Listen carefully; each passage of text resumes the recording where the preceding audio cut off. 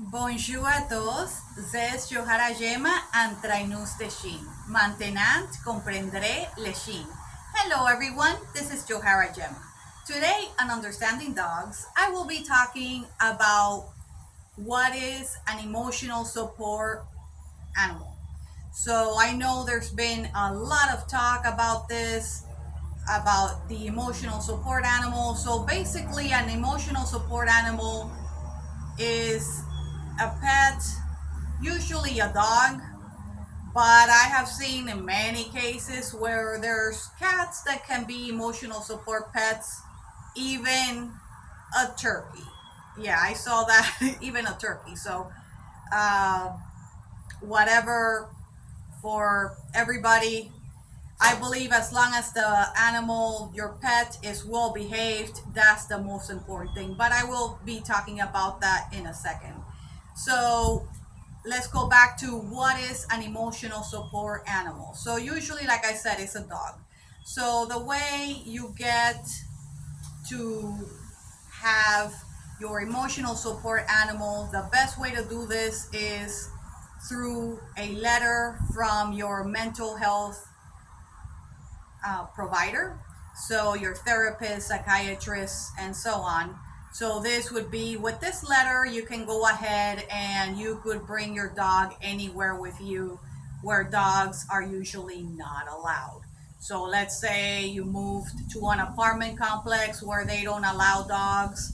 With this letter, you can go ahead and you could have your dog in the apartment with you, even though they don't allow dogs.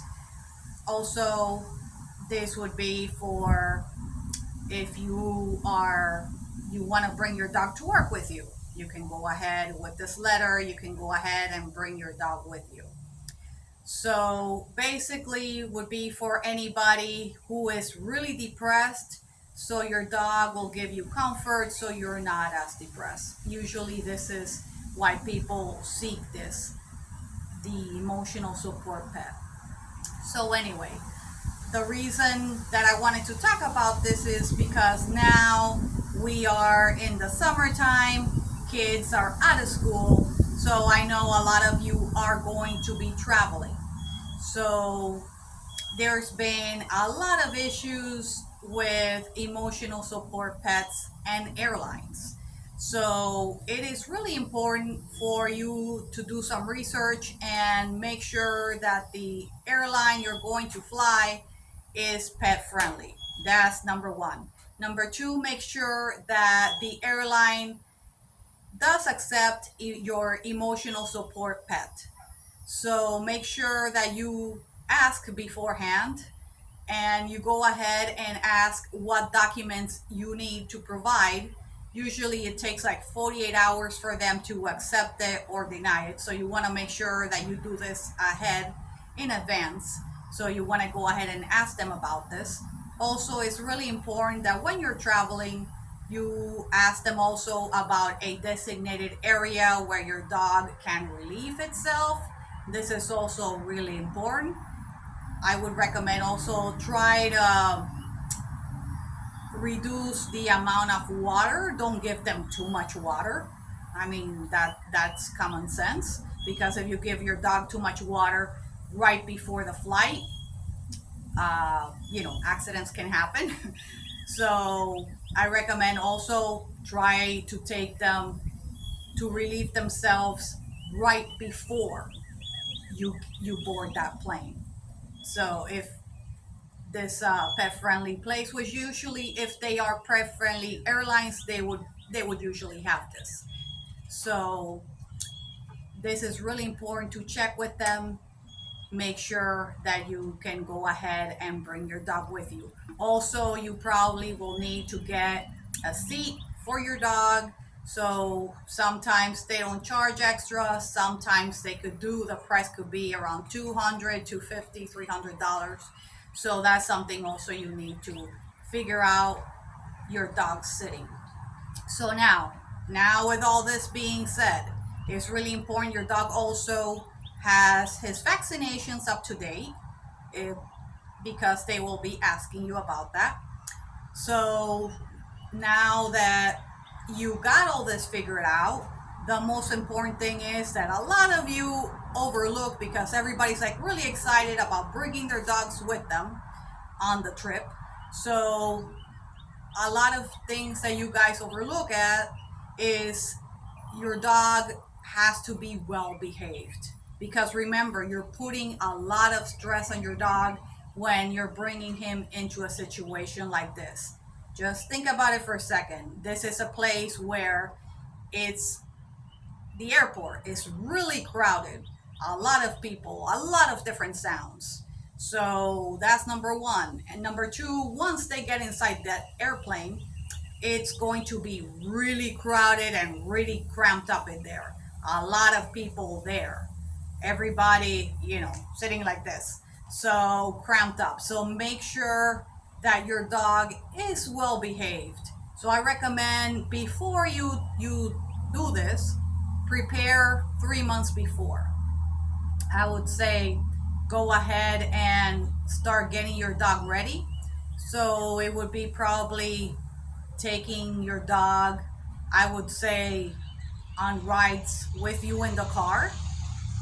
So they start getting, I know the car is not the same as a plane, but so they start getting used to this motion moving. So in case your dog suffers from motion sickness or anything like that, you would know.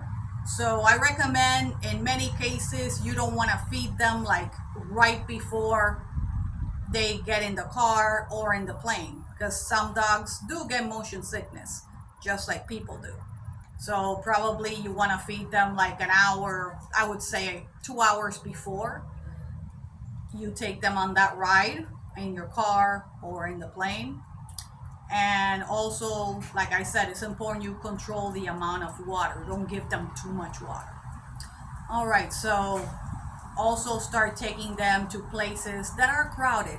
I would say like the fair, outside events, baseball games, places where there's a lot of sounds, a lot of different people, and a lot of noise.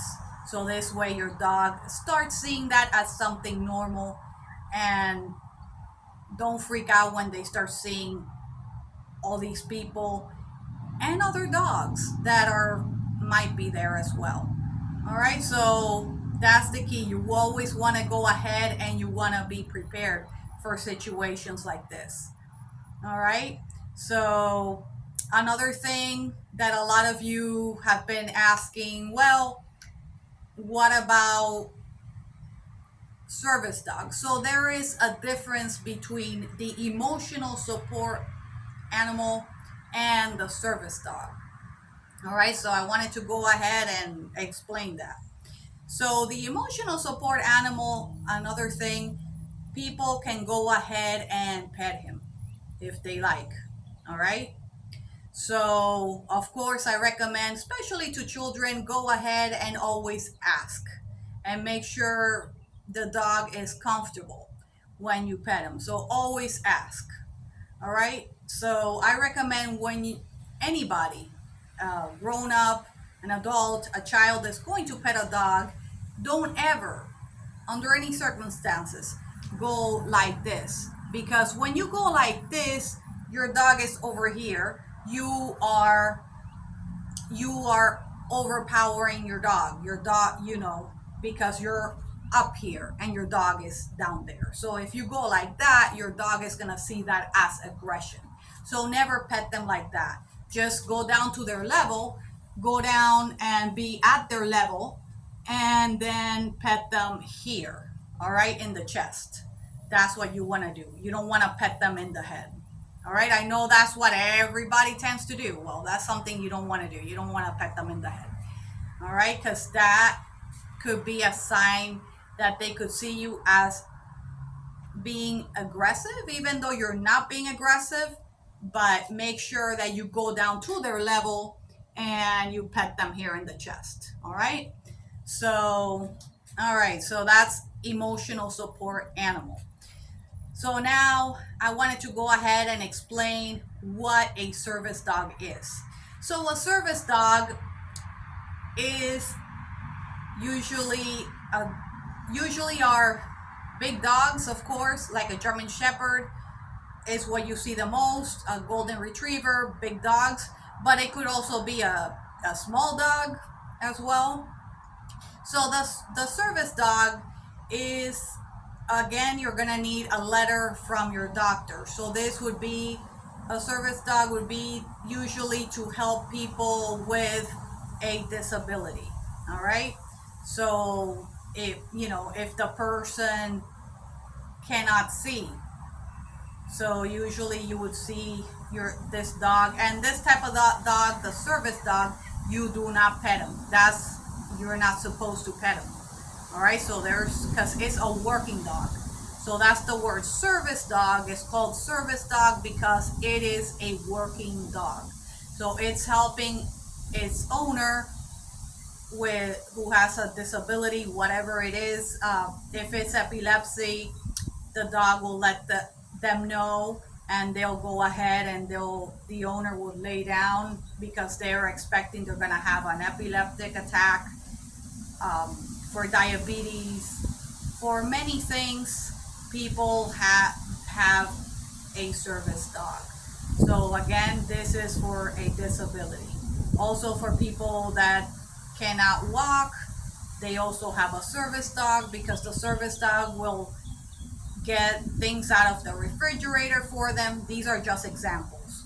Things out of the refrigerator for them will help them with different things.